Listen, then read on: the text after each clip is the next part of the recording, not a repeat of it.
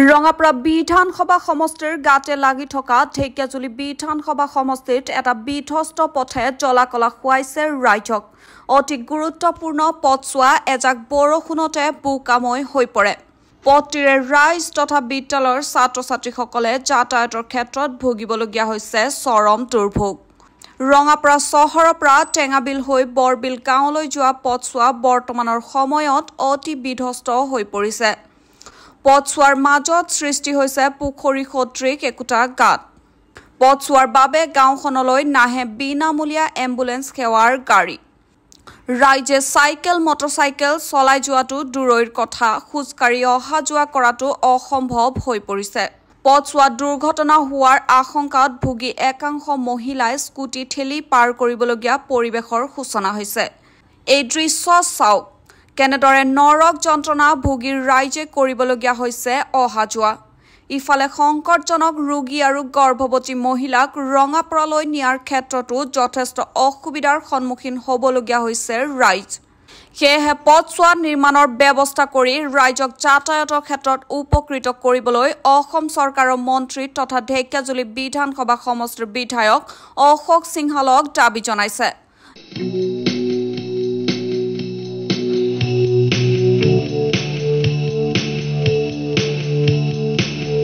বহুত অসুবিধা পাই আছোঁ। আমাৰ বিশেষকৈ আমাৰ এইখিনি টেঙাবাৰীৰ পৰা এইফালে অলপ ভিতৰৰ ৰাস্তাটো বহুত বেয়া হৈছে। ৰাস্তা অলপ ভাল কৰাৰ পদক্ষেপ ল'ব লাগে, যাতে চৰকাৰে অলপ চাব লাগে। এইফালে ভিতৰখিনি বহুত বেয়া হয়, ডেইলি অহা যোৱা কৰোঁ। কেতিয়াবা গাড়ী ফচিও যায় ৰাস্তাত, উঠাওঁতে বহুত অসুবিধা হয়। মানে চৰকাৰে অলপ ঠিক কৰি দিব লাগে ৰাস্তা ঘাট, যাতে আমাৰ সুবিধা হয় অলপ অহা যোৱা। কেতিয়াবা এম্বুলেঞ্চৰো কষ্ট হয়।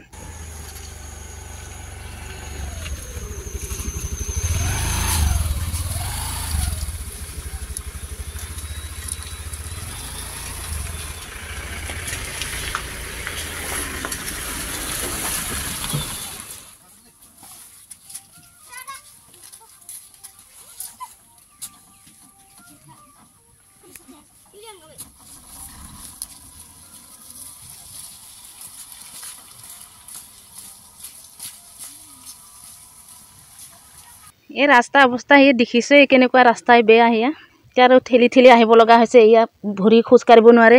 মোৰ ছোৱালীজনী এই আইতাত লৈ যাওঁ, গাড়ী চলাবলৈ ৰাস্তা অৱস্থাই নাই দেখোন, গোটেই বেয়া। আমাৰ স্কুলত অহা যোৱা ৰাস্তাটো বিৰাট বেয়া হৈ আছে। চৰকাৰটোৱে ৰাস্তাটো বনাই দিব লাগে, আমি এইটোৱে অনুৰোধ জনাইছোঁ চৰকাৰক। ৰাস্তাটো বেয়া ন? অঁ। কোন স্কুলত পঢ়া তুমি? উৰিয়া লগা হাইস্কুল।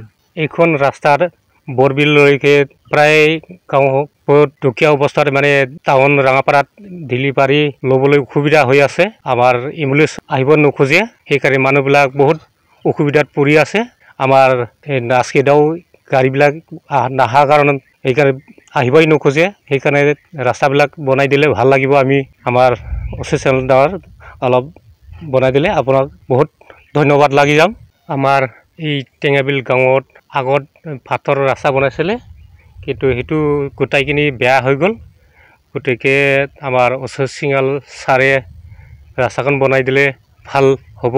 এইখন নতুন সমষ্টিত হ'ল আমাৰ ছাত্ৰ ছাত্ৰীবিলাক অহা যোৱা কৰিবলৈ বহুত অসুবিধা লাগিছে। সেইকাৰণে বহুত স্কুল যোৱাবিলাক অলপ বন্ধ হৈ আছে ৰাস্তাৰ কাৰণ। গাড়ী অহা যোৱা হ'বলৈ বহুত কষ্ট পাইছে। সেইকাৰণে আমাৰ অশোক সিংহাল ডাঙৰীয়াই এইখেত ৰাস্তাখন বনাই দিলে ভাল লাগিব। News desk, news wide Assam.